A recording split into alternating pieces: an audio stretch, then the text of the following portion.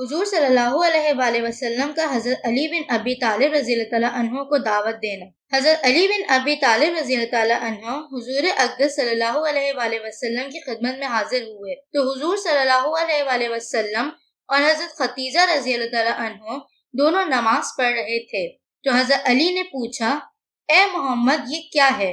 حضور صلی اللہ علیہ وآلہ وسلم نے فرمایا، یہ اللہ کا وہ دین ہے جسے اللہ نے اپنے لیے پسند کیا ہے اور جسے دیکھ کر اپنے رسولوں کو بھیجا۔ میں تم کو اللہ کی طرف دعوت دیتا ہوں جو کہ اکیلا ہے، جس کا کوئی شریک نہیں ہے، کہ تم اس کی عبادت کرو اور لات و عزی دونوں بتوں کا انکار کر دو۔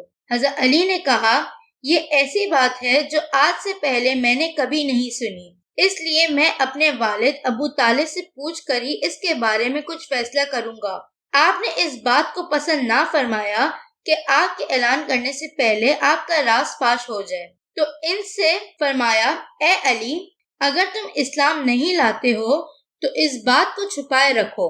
حضرت علی رضی اللہ تعالیٰ عنہ نے اسی حال میں رات گزاری، پھر اللہ تعالیٰ نے ان کے دل میں مسلمان ہونے کا شوق پیدا فرما دیا۔ اگلے روز صبح ہوتے ہی حضور صلی اللہ علیہ وآلہ وسلم کی خدمت میں حاضر ہوئے اور عرض کیا، کل میرے سامنے آپ نے کیا بات پیش فرمائی تھی؟